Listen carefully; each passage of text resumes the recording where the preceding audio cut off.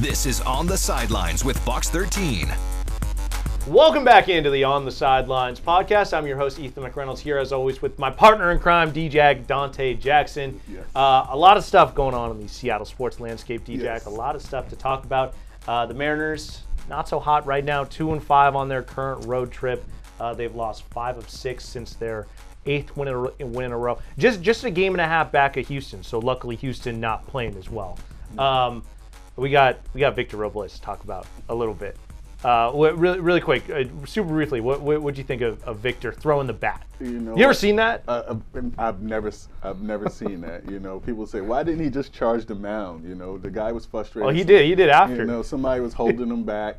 I think it just boiled over, you know, and he had a lot. He did apologize on Instagram. Yep. You know, he's going through a lot of things personally, and I think part of his frustration is he's not a part of this special team right now. He's not a part of this run. He wants to get back to the big leagues to help his club out. Yeah. Well, we're going to dive into that. The Seahawks, also second preseason game in the books. They absolutely dominated on the ground. Clint Kubiak is doing what he said he was going to do. They're going to be detail-oriented in the run game, and they went out and did it. Let's see, 474 rushing yards, 5.6 yards per carry.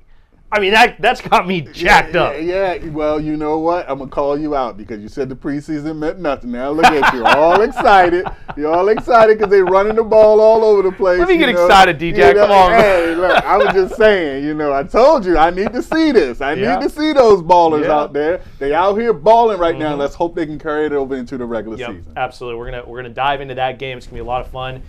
Sounders lose 1-0 to Minnesota. Their unbeaten run comes to an end. They got Club Puebla tomorrow in the League Cup quarterfinals. We're going to be diving into that. Also, no Pedro de la Vega in the starting lineup. I sort of want to get your take on that, DJ, later. And then Sue Bird, statue outside of Climate Pledge Arena.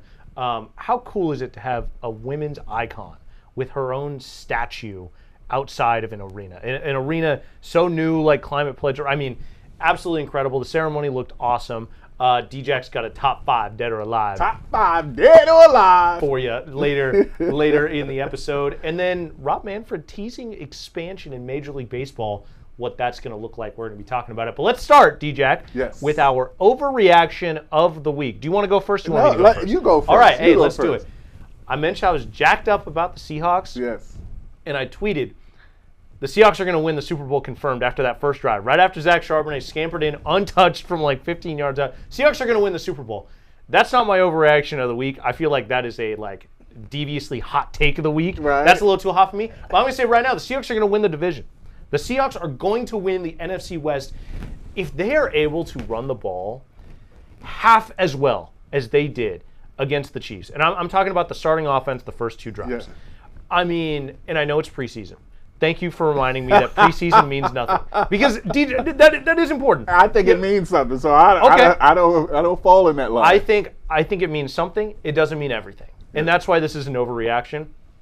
The Chiefs were not playing Trent McDuffie, their star corner. They were not playing Chris Jones, one of the best defensive linemen in the game. Gray Zabel looks like Steve Hutchinson. When was the last time you had a left guard that was that overpowering? Anthony Bradford is the highest rated offensive lineman on Pro Football Focus in the entire league throughout the preseason.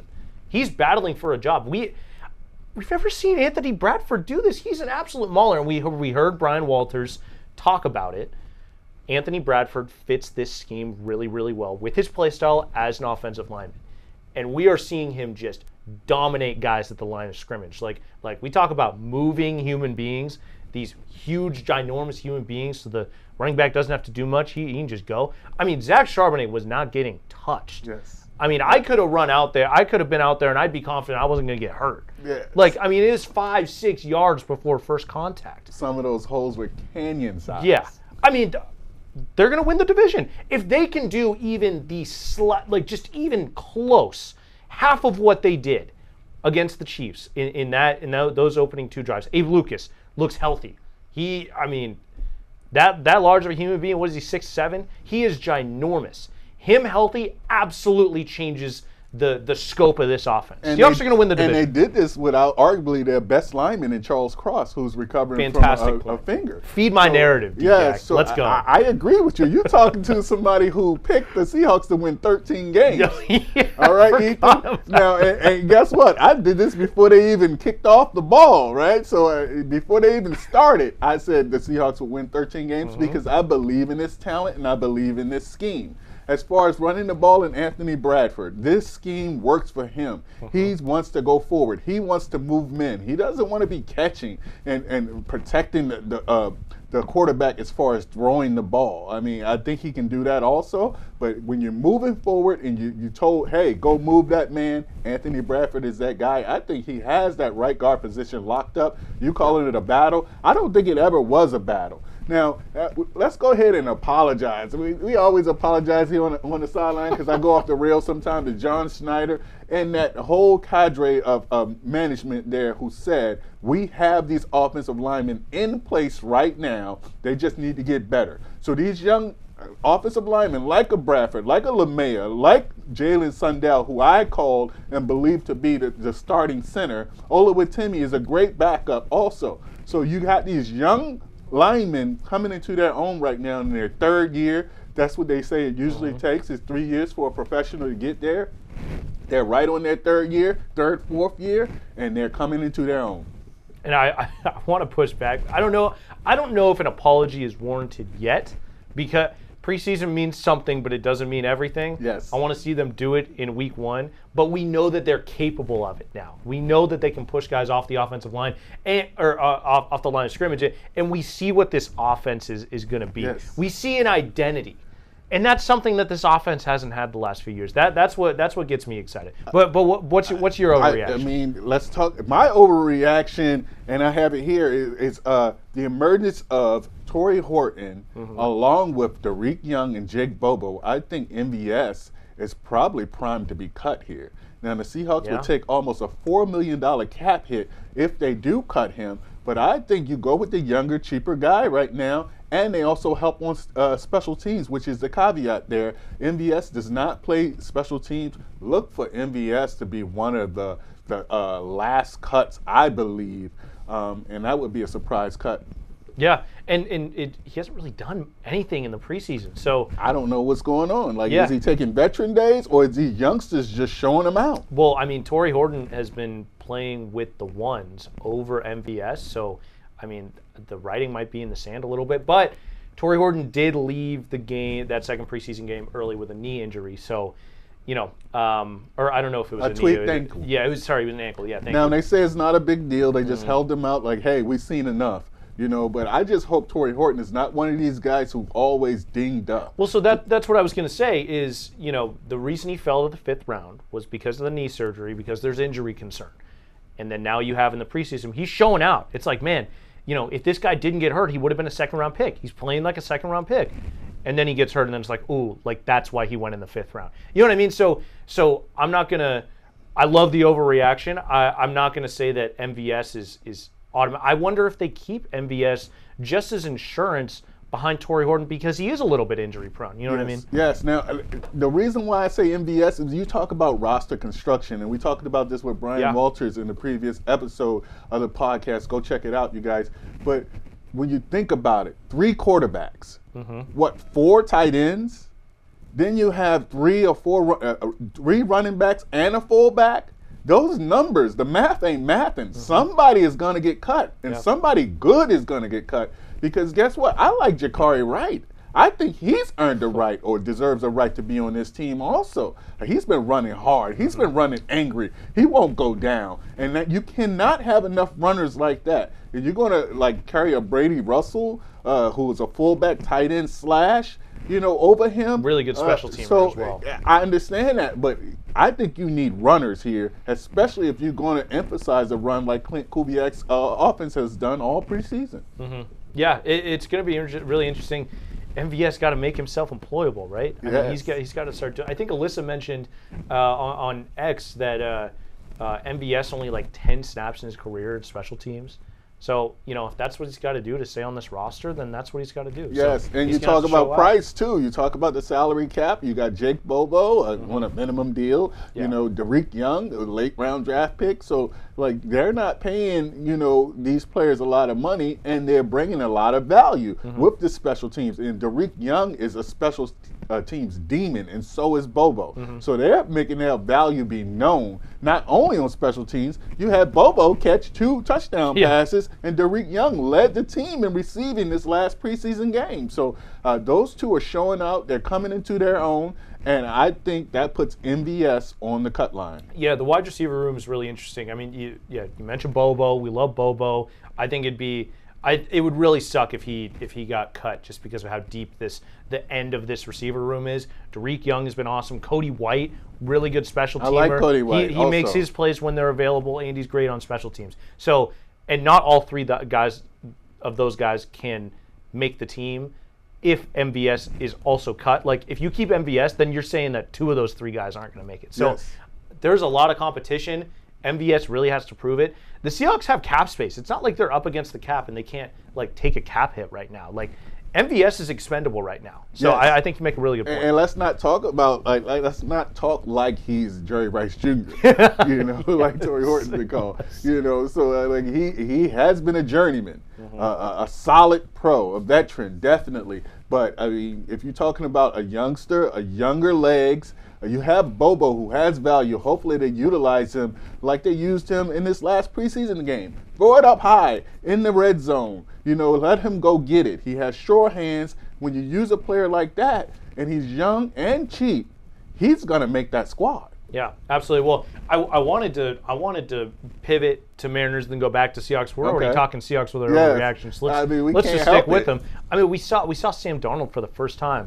4 for 4, 39 yards, did his job. I mean, the thing that stood out to me about this offense and really seeing the starters operate it for the first time, Cooper Kupp didn't even have a catch, and the offense was still dominant. You know what I mean? So it's the run game being so dominant that you're not putting Sam Darnold in a position to where he has everything on his shoulders. And he's a quarterback with limitations. I would say, Geno Smith also had limitations, and that's what we saw is the supporting cast around him was not good enough to let him shine in the ways that, he excels as a quarterback. With Sam Darnold, he excels in some facets of being a quarterback, but he can't go back there, drop back 50 times, allow the pass rush to get to him. You can dial up all these blitzes. You're sort of reactionary to the defense. When you've got that dominant running game and that offensive line that's calling the shots, I mean, the defense is reacting to you because if you can't stop that run game, you got to put extra guys in the box. You see how the play action sort of plays off of that.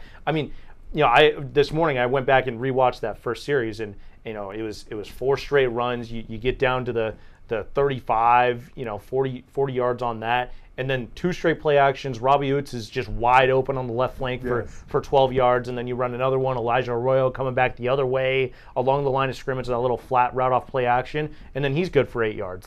You just see, and then you can visibly see how just sucked in the defense is to that run, and that's what we talk about the play action pass feeding off of the run, and we're seeing it. We're seeing an identity with this offense. It blows my mind. I forgot what it looked like. Yes. I forgot what it looked like. And Sam Darnold, let's call it what it is. He's a game manager, and that's not an insult. That's actually well, he can be a very good game manager. Yes, that's a compliment to Sam Darnold. If he could just be the point guard, just distribute the ball, short passes, play action, hand it off. If he can do those things well without turning the ball over, what they call it, complementary football. Yep. As far as the defense, because the defense was lights out also. And you're running the ball, it all marries together, and that's what brings back, thoughts of those old school Seahawks teams where you ran the ball with beast mode, and the defense was dominant, and you had a young Russell that you didn't need to throw it 40 times a game, but he'd make a special play here and there, and I think Darnold can do that. Yeah, absolutely. Well, and the biggest, one of the biggest facets of this offense, just going back and watching it, they're getting those gash runs for 10, 15 yards, but they're also getting the 5-6 yard runs, the 4-yard runs that sets up third and manageables. When they got into third down situations, it was a 3rd and 2, it was a 3rd and 4. you can convert those at a really high rate in the NFL. And what's the most important down in football? It's third down. If you can convert, you can be better than the other team on third down on both sides of the ball. You're gonna win 95% of the games that you play when you're better than the other team. And I would beg to mention, like, that has been the Seahawks' Achilles heel for probably the last 10 years is third down on both sides of the ball. The defense couldn't get off the field on third down. The offense couldn't stay on the field on third down. So when we see something like a 3rd and 3, 3rd and 4 on a consistent basis, and they can convert those, that'll be a winning team. I picked them to win 13. I might go all the way up to 14 now. Maybe I'm the one that's fueling your narrative. Hey, I don't think it's you fueling mine. I love that. And then we switched over to the defensive side of the ball. Yes. You put them in 3rd and long. You can dial up the pass rush, or you can, Mike McDonald's got options with the way that he likes to disguise his coverages.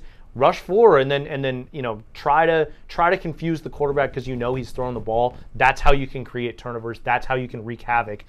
I just feel like both sides of the ball, they have the pieces of the recipe to be a dominant football team. Yes. And I don't know if I'm not ready to call this team a Super Bowl contender, but you can see what we've been talking about. You already did. You already did. An overreaction. No. I tweeted it because I was feeling some type of way, but I'm not ready to say that. If you put it out there in the ether, that's what it is.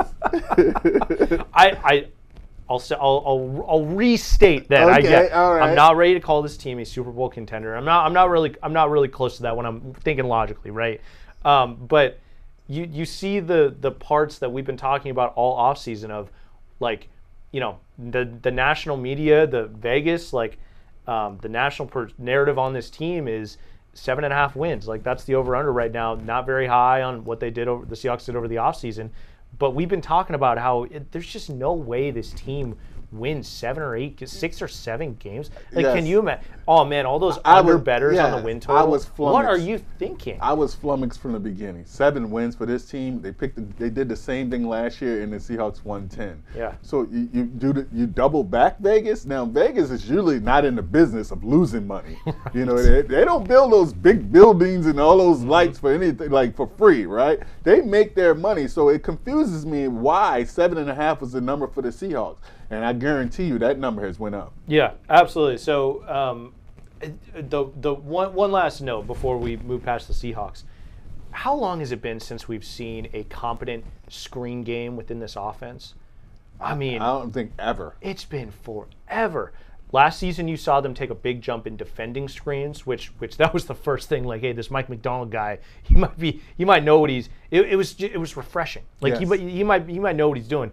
Now this year, you see in the Clint Kubiak offense, even in week 1, you saw 2 or 3 screens, go for decent yardage, and then Jake Bobo scores his first touchdown on a screen pass as well. Like, the attention to detail in this offense, I think, is going to elevate this team. Yes. I'm talking like preseason means everything. No, I mean, and you don't. Well, I mean, I know all the starters aren't playing, and you have people out from both teams. But if you're the Seahawks, you're doing this without arguably your best running back in Ken Walker. Mm-hmm. So and he can add to the screen game. I mean, he's dynamic. He's Absolutely. a game changer. So you get him with the screen game. I mean, that looks great. I want to see how that looks. But Zach Charbonnet seems like he fits the mold. He fits that scheme, yes. that style that Mike McDonald and Clint Kubiak wants to play with, and that's downhill running, tough running. So I expect Zach Charbonnet to have a breakout season. He ran for almost 600 yards last year. I wouldn't be surprised if he's approaching 1,000 yards this season. Yeah, and I've been seeing more national media people, bigger people in the Seahawks community saying, hey, Zach Charbonnet might be the better fit in the running back room, which you brought that up on the podcast. One of our first episodes. Right here on the sideline. You were saying that. So D-Jack promoted him 10 weeks ago. Catch up. Get your sideline pass. So Seahawks wrapping up the preseason on Saturday in Green Bay. They've got some joint practices as well. Hey, but it's not, all peaches and cream for the Seahawks. I wanted to talk about one of my concerns, and that's the linebacker position. Okay. You got Tyrese Knight out with knee issues, and we don't know when he will return. And some other ominous medical issue as well. And then you have, virtual backups and Drake Thomas and Patrick O'Connell right now getting significant playing time. Other than Ernest Jones, you have no solid linebacker as far as established in this league. So the linebacker position is kind of thin right now, and that concerns me. But other than that, I think the Seahawks are looking up. Yeah, well, and we saw last year with let's see, Dodson and Baker, right? Yes. With that linebacker Yes, how room bad is a defense can look. incredibly important, especially in the run. The defensive line can do their job, but if the linebacker's not there to clean it up, which I feel like we took for granted a little bit when Bobby Wagner was here, Yes. racking up all those tackles in the run game. The defensive line can. Every one of those 11 has to do their job correctly for the defense to function and the offense. Yes. That's just the way that football is. So if you got a hole, it's going to be exploited at this level. So yeah, that does worry me a little bit. Tyrese Knight, if he's not ready for week 1, that's a problem. Yes. Because he was already sort of a fill-in. You're like, yeah, don't know. Played really well last season. Yes. You started to feel more confident. I don't want to go through that route again of putting an unproven guy, a guy with not the resources of a 4th-round pick in. I don't even know O'Connell and Drake Thomas, the undrafted guy. Like, I don't even know where they came from. Obviously, I know them because they're on the squad battling for a roster spot, but I don't really know what we got there. Yes. So that is a really good point. Yes. A little bit thin there. Let's switch gears over to the Seattle Mariners in the thick of a playoff chase. Tough road trip so far. We mentioned it off the top. Yes. We knew this East Coast trip was going to be tough. Yes. I mean, a 3-city East Coast swing. It's August. The weather sort of sucks. Getting stormy. Two rain delays in Baltimore. Now, tough to lose that series, especially when you got the Mets, who are a playoff team right now, and the Phillies, one of the best teams in baseball, sort of waiting down the barrel. But East Coast road trip. They weren't going to win every single game the rest of the season. But dropping 5 of 6 after that 6 games in a row, pretty tough. Yes, and you caught up and now you fell back behind. It was Astros and the Orioles, the Baltimore Orioles, my Baltimore Orioles. Actually, oh man, so it's your fault, DJ. Yeah, it's my fault. Blame DJ. I saw you smiling when I was talking about the Orioles series. Hey, that's the hometown. I can't front. But that was the series I think they needed to get. Now on the previous podcast, we called this road trip a litmus test for the Mariners. We wanted to see how did they compete, how did they compare to some of the top echelon teams in the league. Yep. And they haven't fared so well. And it's been the pitching. It's been the actual pitching that's failed this team. Logan Gilbert has one of his worst starts of the season. His worst start of his career. He gets hit, 6 runs for 2 innings. They ran him out early. So I don't know what's going on with this pitching now. A lot of people are looking at the home and away splits right now, where the pitchers doesn't fare well. They're saying it might be attributed to the actual field, T-Mobile Field being pitcher friendly. Yeah. I don't know what's going on with the pitching right now, but we needed them to get in step right now so this team can make a run. We knew this would be a tough road trip. Hopefully the Mariners can end it on a good note. Yeah, well, and you were I was pretty optimistic after the homestand because you saw this offense really picking it up.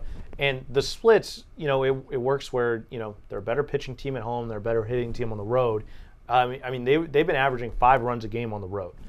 And you in the road trip so far, I wrote it down, but the offense, I believe it was 2 of the 7 games, they've scored 4 or more runs. The rest of the games, 3 or less.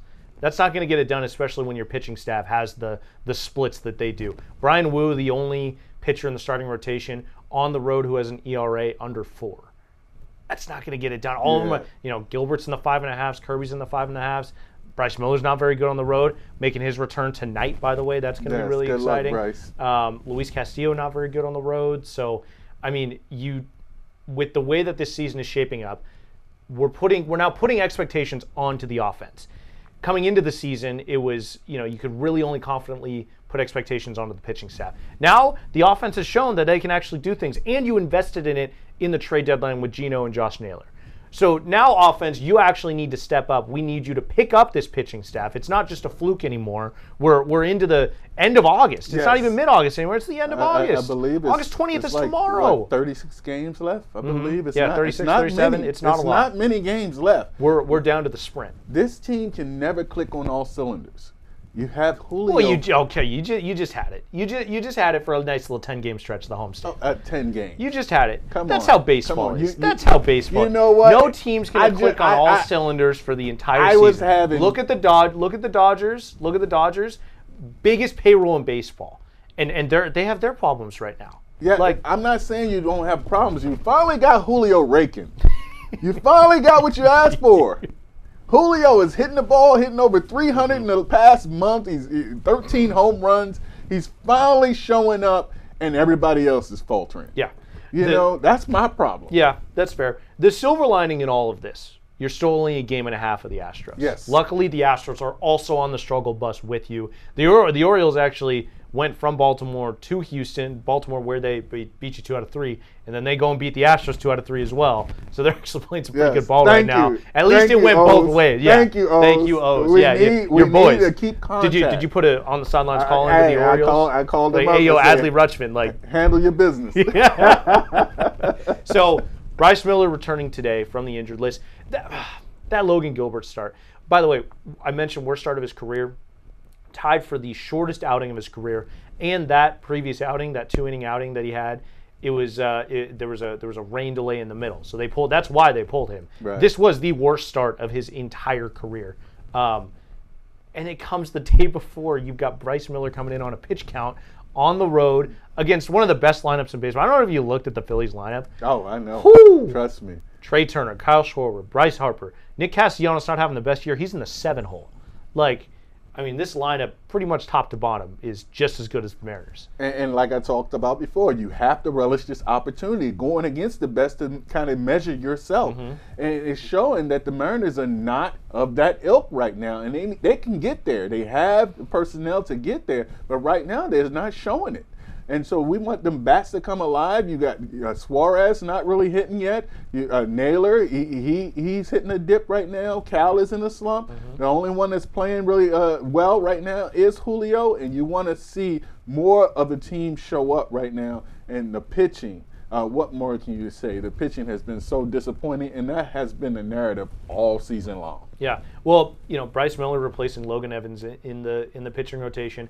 I was not expecting Bryce Miller to be back at all this season. It seemed like he wasn't going to be himself.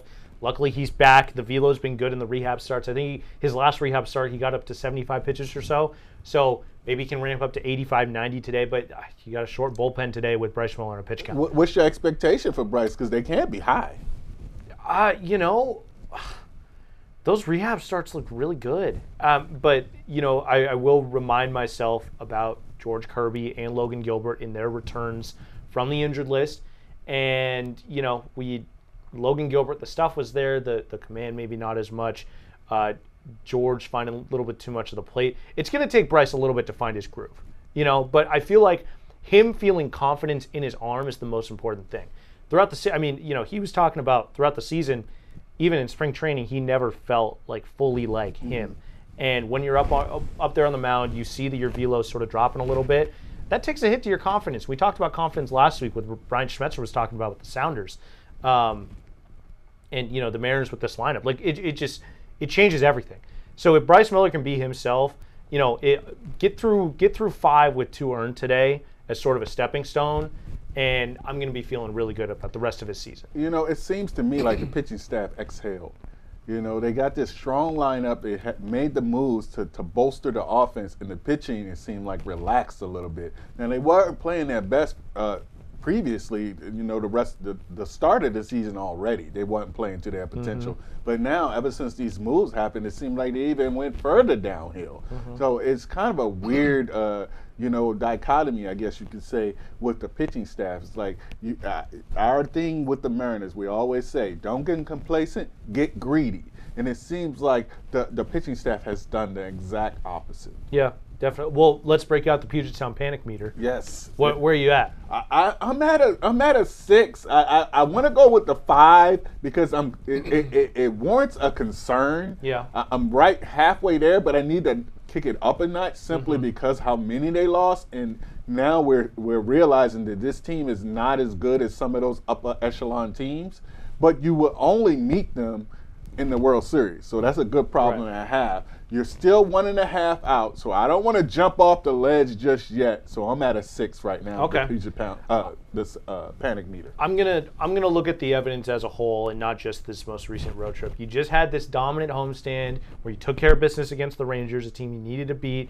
You sweep the Rays. I forget who are they. 2 sweeps in a row. I mean, a tough week stretch doesn't diminish what you did the previous week. You know what I mean? Like, I feel like you got to weigh it all a little bit evenly. But it's who you lost to, though. Also, Ethan, you went and lost to the Orioles. Yeah. It was a weird series with those delays, but good teams beat the teams they supposed to beat. Yeah. And the Mariners did not do that. Now, a good point. Phillies, Mets, okay, I can excuse those. Those are great teams. But the Orioles, you got to go stomp them out, especially on this run right here that you need to make. You need to win one more game than the Houston Astros, as far you needed to.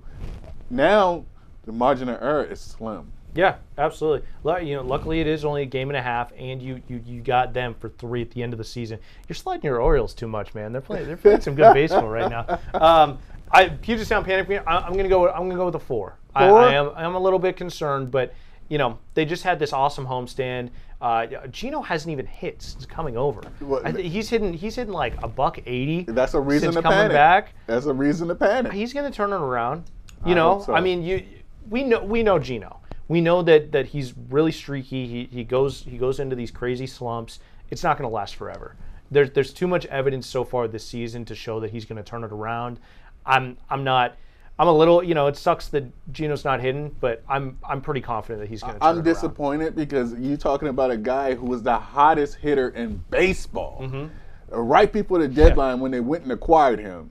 Gets to the Mariners and, I mean, like, on cue, becomes a 100 hitter. Like, it's just, and I'm just tired of that's baseball. Like, sometimes it is, though. You know what? Like it's a hard sport. Like, you're playing every single day. I have a day job. I'm a news photographer. Like, I cannot say that when I have a bad shoot. Oh, that's just news. Like, I'd be fired. Like, how do they get away? You never have a bad day at the office? Yes, but how do they get away with this? You never have a bad month at the office? No, I can't have a bad month because I'm going to be on the unemployment line. I mean, come on. Like, that's just baseball. Whenever somebody can't explain something in baseball, that's just baseball. Where did this come from? I think it's how did this a legitimate excuse? I don't understand it. I think it's the nature of how many games they play. No other sport you play nearly as many games as you play, but every single day. And then you look at how difficult in general hitting is. Yes. It's impossible to be 100% consistent in this day and age. Like, only the best of the best of the best can do that. You know what I mean? And even Cal Raleigh, we're seeing the best season statistically on pace for as a catcher, and we saw him go through like a 3-week slump. Like, it's just how it works. Like, I don't really. There's not really much of it. That's just we should get on the sideline T-shirt. That's just baseball. That's just baseball. That's just baseball right there. That's just podcast, I guess. Okay. The Mariners need to just not get swept. That's where I'm at with this Philly series. Win, it's going to be tough to win this one today with Bryce Miller on the hill. Bullpen's a little bit short. Win one of the next 2. Just don't get swept. Just don't get swept. Go home, reset. You got the A's coming into town. You can sort of beat up on them a little bit. I believe. Let's see. It's the Padres right after that at home. It's a 2-series homestand 6-gamer. Padres are good. You got to be ready for them. But get home, reset against those A's. I think that's what they need to sort of get their confidence. Let me ask you this question to wrap up the Mariners. Like, what do you think about people coming after Dan Wilson for keeping Dylan Moore on the roster? A lot of people are saying that the Mariners aren't putting their best foot forward to put the best roster possible out there, and Dan Wilson is protecting Dylan Moore. What do you feel about that? Well, it's not Dan Wilson. It's Justin Hollander and Jerry Dipoto making those decisions. I don't agree with Dan Wilson starting Dylan Moore under any circumstances when Dominic Canzone is playing the way that he is. And then, I mean, I was talking with some of the sports guys in our department about this. Baseball, it's such a confidence thing, and hitting has such a ginormous impact on your confidence, not just when you step into the batter's box, but also in the field as well, and just everything that you do. We saw Dylan Moore. Was it the Mets series? I think it was the Orioles series where he's starting in right field against the lefty. That's what he's there to do, is hit lefties, but he's just not doing it right now. He can't buy anything at the plate. Yeah. I mean, anything. Strikeout rate in the 50%, since the end of May. I mean, it's bad. I've literally never seen a player in this bad of a slump. My years of that keeps getting chances. Exactly. Put him out in right field. Makes a nice diving play early in the game, and then he drops a pop-up. He's got another, little, when you're not producing at the plate, everything just sort of feels a little bit off. You play a little tight, in the field. I have to make this play. It's the only way I can contribute. Yes, you can really get into that little mental, just downward spiral when you're not hitting, and I'm not even thinking of a slump as bad as Dylan's in. I can't even imagine the mental hoops that he's going through right now in that slump. And Dan Wilson sees a player like that, and I'm going to start him against a lefty when Dominic Canzone is playing really well, and he's hitting left-handed pitchers. I don't get it. And, from a front office perspective, man, Miles Mastrobuoni can do exactly what Dylan Moore does. And in that, I saw, somebody posted this online, since that May 28th where the slump started for Demo, Miles Mastrobuoni's hitting 300. Limited opportunities, yes, he's been up and down, but he's hitting 300. He's doing the job. He's doing the nitty-gritty stuff that Demo does. He can play everywhere, but he's also, competent at the plate. It's not a black hole. So, yeah, I mean, we mentioned it. There's 30-some-odd games left. You're getting to the sprint. You need the best players playing every single day, and they're waiting until September. They're going to wait another 10 days because, you get the September call-ups. I wanted to talk to you about Harry Ford. He should be getting the at-bats over Mitch Garver right now. And the argument that we made, I forget, I think it was Anders that we were talking about, a couple of months ago about why Harry Ford wasn't on this roster. But, there's not space for him to play. And not enough at-bats. Exactly, not enough at-bats. But now you're in the sprint. The AAA season's going to end. And, you can sacrifice a month and a half of him not playing every day to get the contributions down the stretch. That's not going to stunt his development. We're at the point now where it's okay to make sure that he's not getting everyday at-bats if he can help your big league roster. Yes, and I think it's also the time, September, is when they'll call up Victor Robles. We wanted to talk about him. Yeah, thank you for doing the pivot for me. If he's eligible to be playing in Major League Baseball. Right. If you missed it, check us out on video on YouTube. Swung on it's and hit by the fouled pitch off on a here. pitch that hit him. Joey Estes. He picks up the bat and throws it at Estes. He's been tossed. Throws the bat. So for context, he is yelling at Joey Estes, and now he runs towards the mound. Now just kind of watching so far in Tacoma. And now also, throw the seed packets out continues there. to put. Right-hand batting right fielder lined out to Halter. DJ, what do you got? I've never seen a player throw the bat. I've never seen a player throw a bat and fouled off on a pitch that hit him. That I've never seen. He picks up the bat and throws it at Estes. He's been tossed. I don't know if he was trying to hit him. I would say no. He just threw the bat out of frustration in his direction. I'm not, excusing what he did. It's definitely reprehensible. But Victor came out. He did apologize. Mm-hmm. He's going through some things. His mom passed away. He's had a long rehab coming back, and then he gets hit 5 out of 15 times. He feels like, maybe he's been targeted because he's a big leaguer trying to make his way back. And he sees these Mariners having a special season, and I'm sure he wants to be a part of that. So all of those things culminated in him boiling over, his frustrations boiling over, but this is not how you handle it. I think this is a one-off. I don't think Victor is this kind of person. I'm going to go ahead and give him a mulligan on this one. I know that suspension is going to be substantial, but I'm not going to judge him on this one act. You can't throw the bat. Yeah. You can't do it. I'm not excusing it, but now it's precedent. Let's talk about the precedent, right? You had Roger Clemens, throw when he threw a bat at Mike Piazza. I don't know. This probably before my time. This is before your time. Yeah. In a playoff series, Roger Clemens threw a bat at Mike Piazza, okay, and stayed in the game. They let him keep pitching, Ethan. Baseball is built different. Okay? So it's precedent here that where Victor Robles, yes, I expect the suspension to be substantial simply because this is an internet crime. This went viral. And this went viral for the wrong reasons. You know, MLB doesn't want, well, maybe they do. They want this kind of attention because we'll talk about what I think is an attention grabber later on in the show. I think they helped you out, MLB. Manfred, they helped you out. Guess what we're talking about? We're talking about MLB. We're talking about baseball. And Victor Robles, I'm sorry, man, you can't go and do that. All right? Do better. Yeah.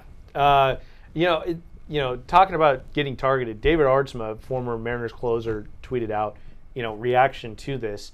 And he made the point of, if your MLB guy's down in the minors rehabbing, he gets hit, okay, what the heck? He gets hit a second time. I mean, Artsma's saying, that the next guy on the other team better be on the ground. Like, you got to send a message there. And, that's sort of the unwritten rules of baseball type thing. But, I mean, one, for the Rainiers, you got to protect your guy so that it doesn't lead to 5 and 15 is a lot. Yes. Can't throw the bat. I'm going to say it every time. You cannot throw the bat. And your club has to protect you also. Yes. You get hit 5 out of 15 times, your club needs to put you to the side. Hey, you might need to go in the batting cages and get your work. Yeah. We don't want you out here. We got to protect you, Victor. We know you need the work, but we got to protect you. You're a valuable asset for us. Let's go ahead and protect him. So the club has to protect him also. Now, I'm not blaming anybody for his behavior. He said his frustrations boiled over. He apologized. I'm ready to move on already. Yeah, the suspension is going to be lengthy, and the part that sucks about this is it's gonna impact the big league club. We want Victor Robles back as soon as possible. Is this a can't help the club in the tub type situation? Can't help the club in the clink? I mean, how does this work though? Because he did it in the minor league. He'll get suspended from major league. Let's suspend him 15 games from minor league, and the Mariners just move him up to the big leagues. Okay, I don't know how this works. He's on a major league rehab assignment. He'll get suspended major league games. And I was looking at previous suspensions. I was curious how long the suspension would be. There was a brawl in the Brewers-Rays game last year where I forget Uribe Urias or some pitcher for the Brewers threw a punch. He got 6 games. Victor Robles threw a bat. Yes. So we're talking in the 10 to 15 game range. Yes.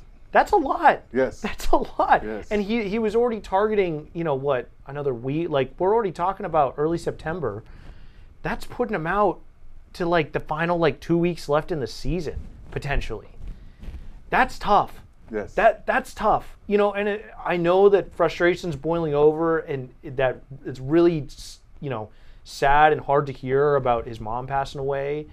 Sometimes you just gotta keep your emotions a little bit more in check. Yes. And when it starts, I'm all for guys showing emotion and expressing themselves, but when it starts to hurt the big league club, and the chances of your team, being victorious in a playoff push when you're trying to break this curse of not winning the division title for in 24 years, we're coming up on a quarter century. This hurts. Yeah, this hurts a lot. And can't throw a bat, Victor. Yeah, you can't throw a bat. Oh. When have we ever heard just charge the mound as the better option? When have we ever heard that? We're in trouble if that's we saying, the bar is in hell. Can you just go charge the mound, please? Don't throw a bat. I mean, come on. The bar is in hell. So, I don't know. Hey, Victor, get better. Hopefully your rehab assignment go well. Man. We want to see you up at the big club as soon as possible.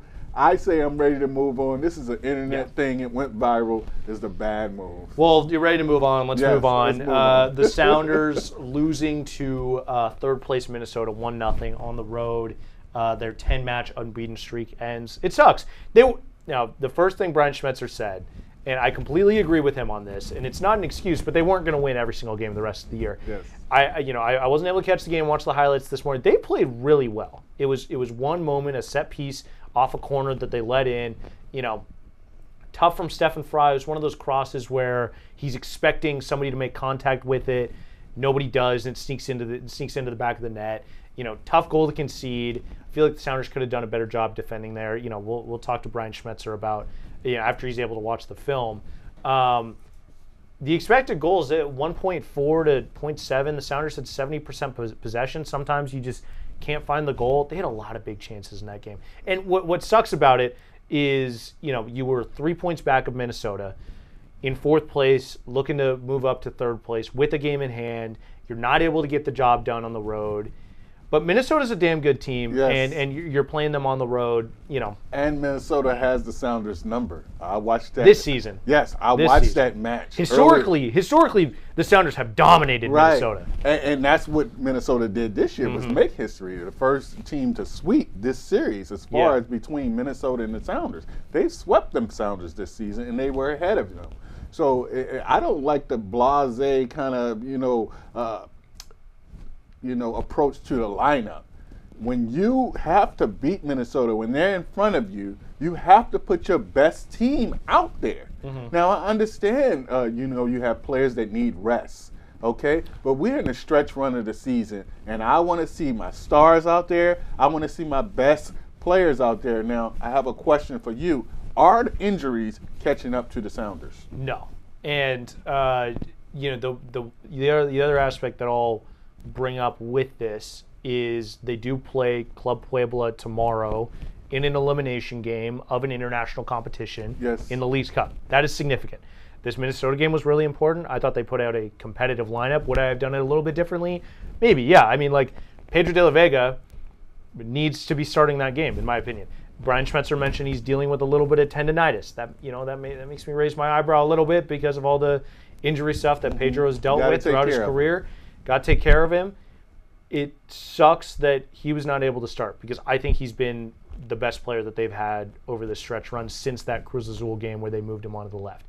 I don't know if it was the Cruz Azul. Since they moved him onto the left, I think he's been the best player. Yeah. So I understand you got to rotate players, and are injuries catching up? I think Osaze did a great job up top. Without Jordan Morris, if you have Jordan Morris, that's Danny Wasowski starting. You don't got Jordan, so Danny gets to rest and Osaze comes in.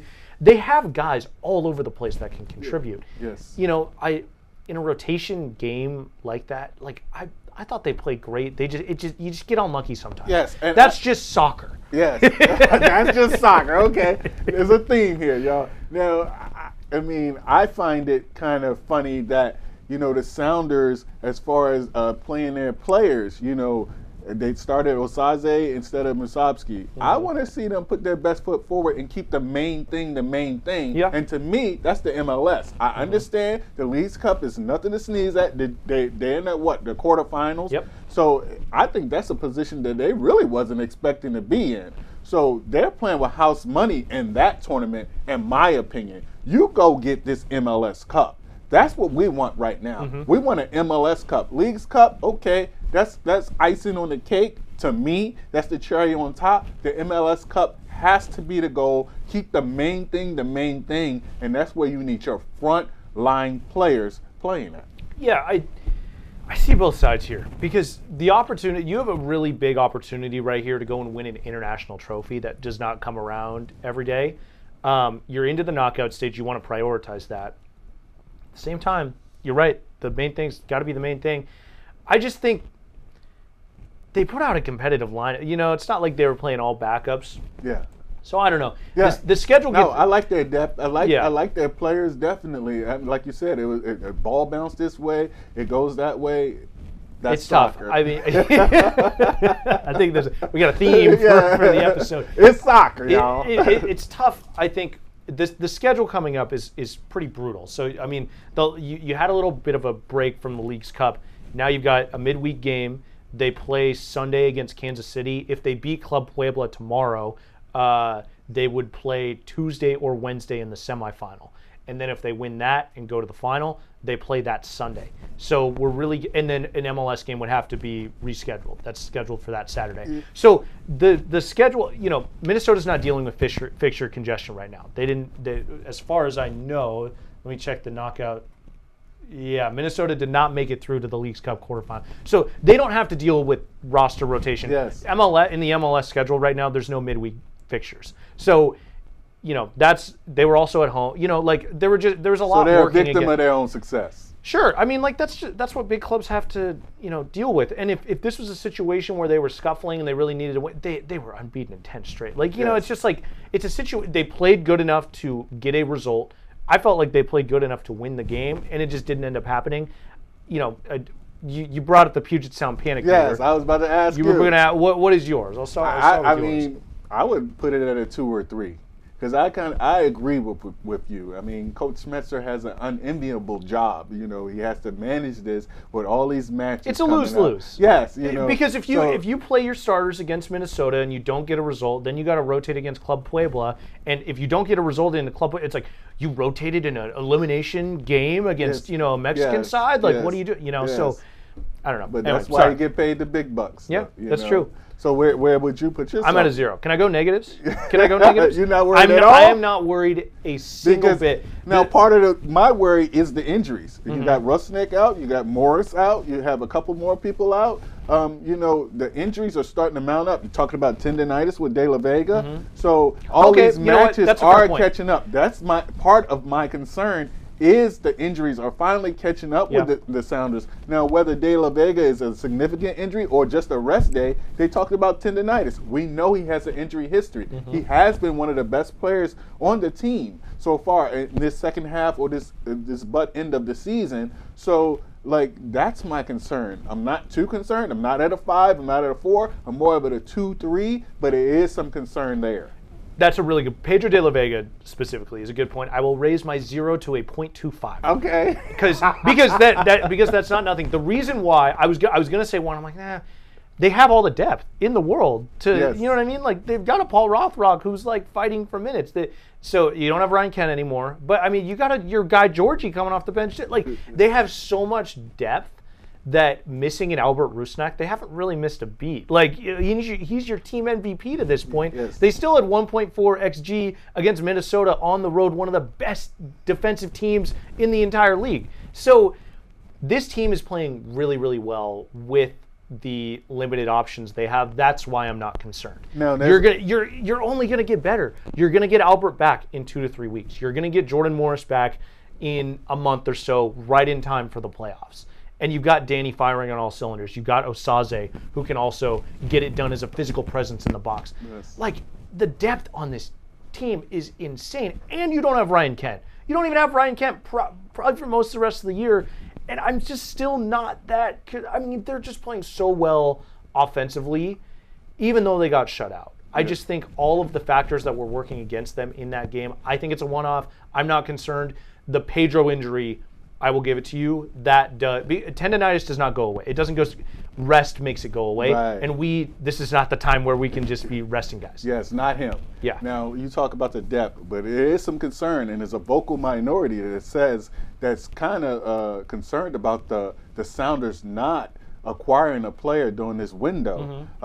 Every other one of their competition has picked up players. Yeah. Now, do you feel like the Sounders have dropped the ball as far as not getting better and making that acquisition in this window? It's a good question. I think there's definitely a case to be made for ownership, not being as willing to open up their pockets a little bit and, splurge. But I mean, it's it sucks because Jordan Morris is a DP. He's been hurt all year through no fault of his own. Yes. Playing really hard, and when he's been on the field, especially at the beginning of the season, he was your best player. So it's like that's tough. Albert Rusnak now out. That's 2 of your 3 DPs out, and then Pedro de la Vega's dealing with tendonitis, and that's your 3 DPs right there, all dealing with some sort of injury, and yet you're still playing incredibly well on the offensive side of the ball. So. My question is like, where would you add? You've got Nuhu's playing especially well. That if you asked me a month and a half ago, I'd be like, you need a new left back because Reed Baker-Whiting defensively, I don't think is good enough, and Nuhu, it was too much of a loose cannon to be relied upon. Now you're showing a lot more leadership. It seems like he's got a lot more resolve to be mature on the field, and it's bringing out the best of his defensive capabilities. At center back, you got Yamar and you got Jackson Reagan. Fine there. Kim Ki-hee backing him up. Totally fine there. Right back, Alex has been better. Kalani is explosive on that right side. In the midfield, you got Christian and Obed. Incredible. I'd put them up with the midfield pairings of any team in the league. You got Obed, who's probably going to play in La Liga over in Spain at some point. They won. And then Christian's like one of the biggest leaders on the team. If Steph's not captain, it probably goes to Christian. So I think you can use help on the back end. The back end. And then you got Danny Leyva backing them up. But the back end of what? The as bench? far as defense, the defense on the back line. Yeah, I think. Where are you upgrading though? I mean, you can upgrade. I think you can upgrade it with Reagan. Definitely. I think you can upgrade. He hasn't had his best season. To me, Yamar is the only fixture, the only lock on that back defense for me. So I mean, if you find a player that can shine, I guess you could say, I would look for that type of player on the defense. It's a tough conversation because you saw the past 2 years. Well, let's talk last year because that's when Jackson Reagan fully came into the fold. They were the best defensive team in the league. Yes. And so it's sort of like there's a lot of parallels in Seattle sports right now because you look at the Mariners. It's the same thing. I mean, the Sounders and Mariners, so many parallels. Really good at run prevention last year with no offense, and then this year it's the exact opposite. It's the exact same thing with the Sounders. I feel like the Sounders' goal prevention has not been nearly as big of a problem as the Mariners with their pitching, but it's like Jackson Reagan last season was one of the best defenders in the league. I think Yamar should have been nominated for the one of the Defender of the Year finalists, but it was Jackson Reagan. He was Defender of the Year finalist last season. This year has not had his best season. Logan Gilbert hasn't had his best season so far. Yes. But are you looking to replace him? No. You know what he's capable of. He's a young, homegrown player. I just think it's hard for me to, because when you go out and you bring in a player, it's an investment. Like that's money that you're committing to that you're not using elsewhere. Yes. That and then you're sort of punting on Jackson. But if Jackson starts playing well, then you're not using your investment that you bring in. So, I don't know. I know a lot of Sounder fans wanted them to be more active in the transfer window. I just think the squad is so I just don't see where you're like. There's no room. Where there's not a glaring hole where it's like, man, you just really needed a center back, or you just really needed maybe you can upgrade at right back. I like Kalani, and I just don't want to block him. I don't know. No, like I agree with you. I'm just saying if there's room for improvement, that's kind of the spot that I would pinpoint. Yeah, totally. And defensively, they have not been as sharp this season, and not nearly as many clean sheets as you would want to see and expect from this defense coming back from last season. So, do you agree with Fry coming back and minding the net over Thomas? Yeah. He's your captain. Like that means a lot. I mean, having your guy on the field, and I mean, on the broadcast, you can hear him barking. Like, you know what I mean? Like that presence back there. Your goalkeeper has to be more than just a shot stopper. Yeah, I mean, he's your eyes in the backfield. So. I think having him back, I think it gives the guy, this is not to slight Andrew Thomas in the slightest. I think whenever Steph is ready to step away, maybe it's the end of the season, Andrew Thomas is going to be ready to go, and you're not really going to skip a beat.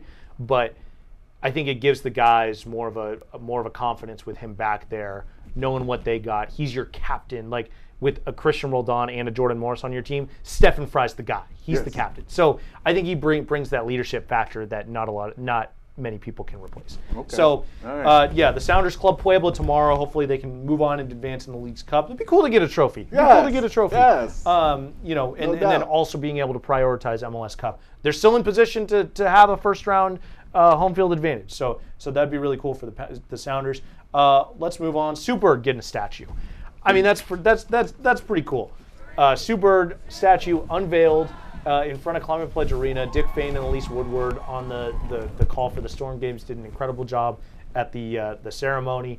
Dante, what do you think of that? We got a little special edition, a top 5. Top 5, dead or alive. Yeah. Now, I love Sue Bird. Yeah. I've been a Sue Bird fan since her freshman year at Connecticut.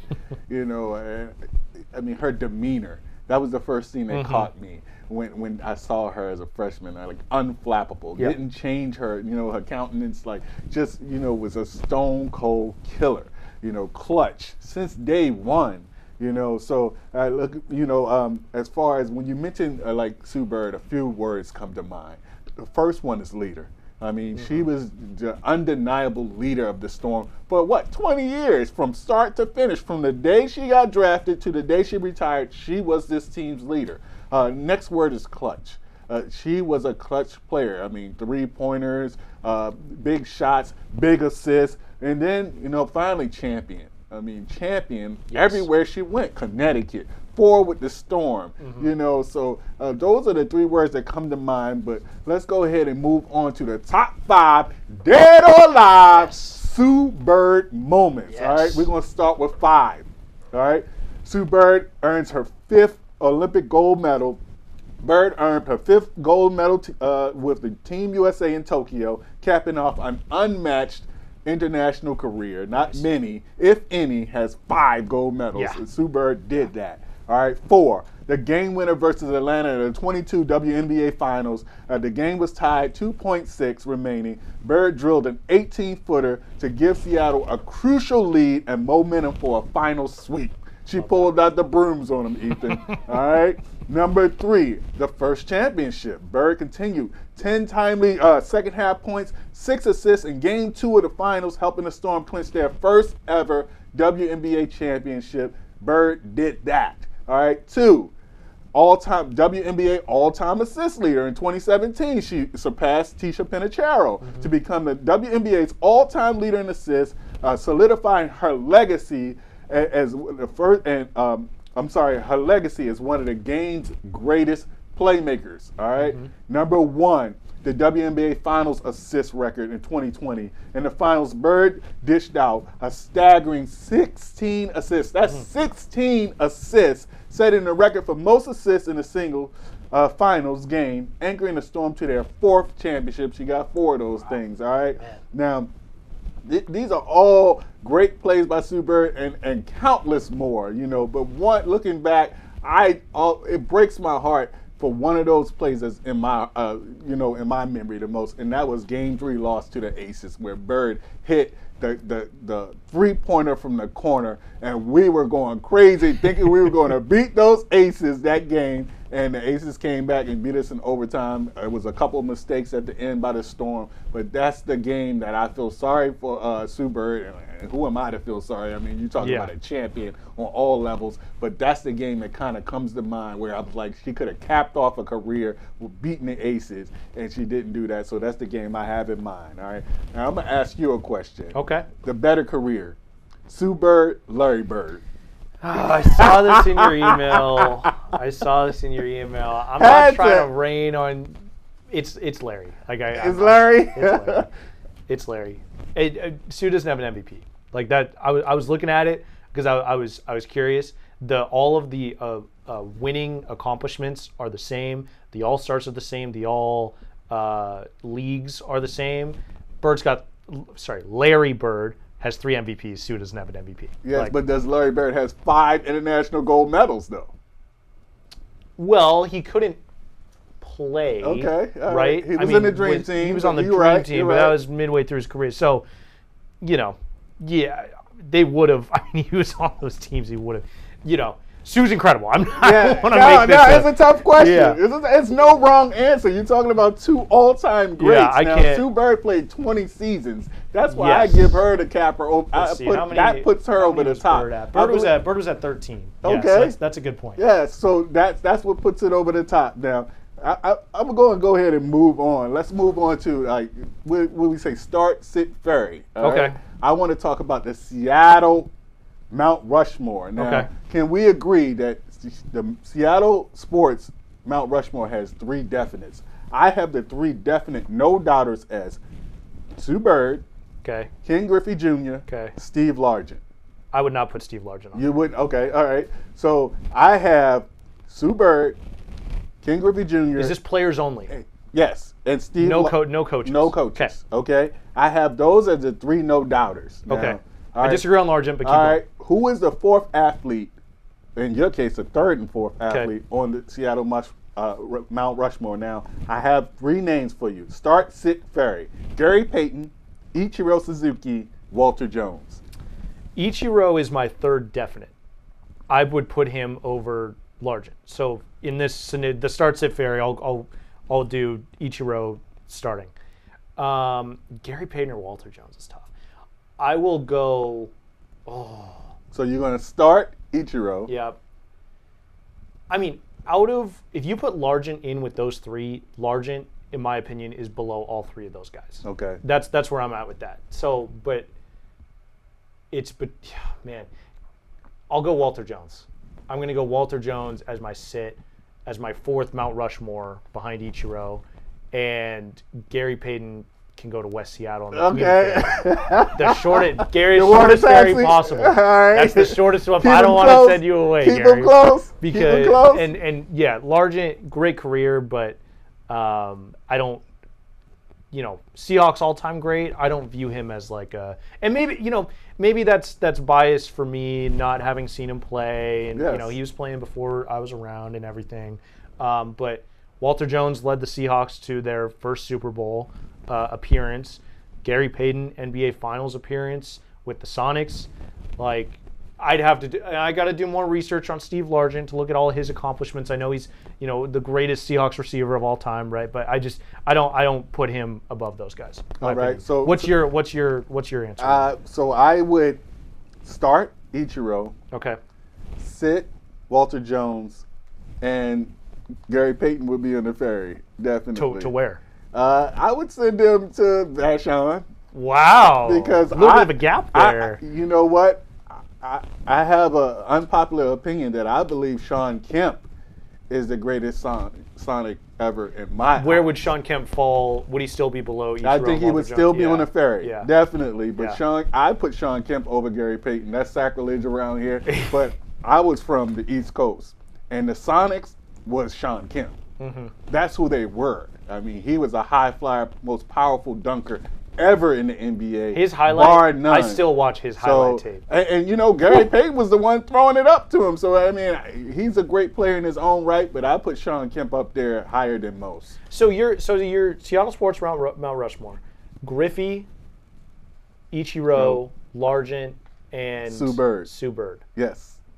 Largent over Walter Jones. Yes. Talk to me about that, please. Largent is more of a figurehead. Like, us old heads, it's hard to get over some of them older players. Yeah. When you think of Seahawks, Largent is synonymous with that. It's like a name recognition thing when you play a name game. Seahawks Largent. Right. You don't go Seahawks Jones. You just don't. He was an offensive lineman. Great player, Hall of Famer. But he was an offensive lineman. It's hard for me to put an offensive lineman over Steve Largent, a skilled player who's broken the receiving records and all. And I understand it's no disrespect to Walter Jones at all. A great player, like I said, a Hall of Famer, one of the greatest linemen ever. He's definitely up there. But when you talk about Seahawks, Largent name is synonymous with the Seahawks. Yeah, just like Ken Griffey is with the Mariners. Yeah, definitely. It's going to be hard to overtake that. I just pulled up their football references and stuff. The thing for me, Largent, 14 years, all with the Seahawks. So I love that aspect of it as qualifying for a Seattle Sports Mount Rushmore, whole career in Seattle. Just the one All-Pro selection for Steve Largent. Yes. He led the league in receiving yards 2 separate times with over 1,200 yards, 3 times total with over 1,200 yards. But Walter Jones, 4 All-Pro selections. The stats is not going to add up. I'm going to tell you that right now. And you think about how the Seahawks in 2005 got to that Super Bowl. It was on the back of MVP Sean Alexander. How is Sean Alexander doing his thing and winning an MVP? Walter Jones, Steve Hutchinson, like that offensive line. Robbie Toback, led by Walter Jones, that left tackle. I agree. The stats aren't going to line up.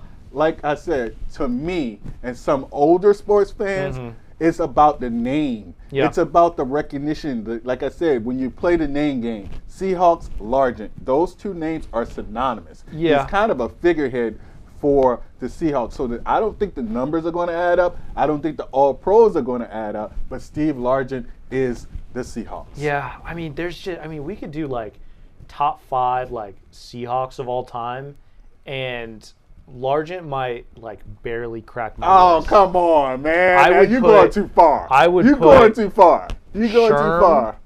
Sherm is up there. Okay. I I don't know if I'd put Russ above him. I probably wouldn't put Russ above it. But the Legion of Boom, I mean, that era won a Super Bowl. I get that. You know what I mean? Now, they brought the first Super Bowl in franchise history to the Seattle Seahawks. Like, those are fighting. You talking about you wouldn't put Russ in there? No. I'm saying above Largent. Okay. I was debating putting Russ above Largent, like, which I would need to look into that. I might get some heat for that. No. I mean, but if I Largent wouldn't be number one. Definitely would not be. Probably not top. I think you have to. Where would you put Sean? Where would you put Sean Alexander on that list, or would he be on your list? He'd be above Largent because you're talking about he won an MVP. Yes, the only Seahawk to ever win an MVP. Yeah. And Walter Jones, Sean Alexander, Richard Sherman, for me, are all above Steve Largent. What about Cortez Kennedy? He was a defensive MVP. Yeah. Did he win? He won Defensive Player of the Year? I believe so. Yeah, I mean, Largent was an All-Pro one time. Yes. He was an All-Pro one time. And I know we got to wrap up, but let me ask you this really quickly. We talking about statues, and congratulations to Sue Bird, one of my favorite players all time, definitely. Let's talk about that. But is it ironic that the Seahawks have no statues of any player? That's a really good point. I've never really thought about that. You would think Largent would get one at least. You would think Walter Jones would get one too. Walter Jones? Potentially. I mean, does somebody from the Legion of Boom get one? Like, does Sherm get one? I think LOB gets one, but it's the moment. It's the tip. So it would have to have Richard Sherman in that statue, but I think it would represent the whole defense there. Yeah. It's more about the moment than the player. Right. I think you have to maybe put a statue of the tip from Sherm. I think that deserves to be up there. But I mean, like, look at Sue Bird. What do you say? 4 chips? Yes. 4 chips? I mean, the Seahawks have 1 Super Bowl win.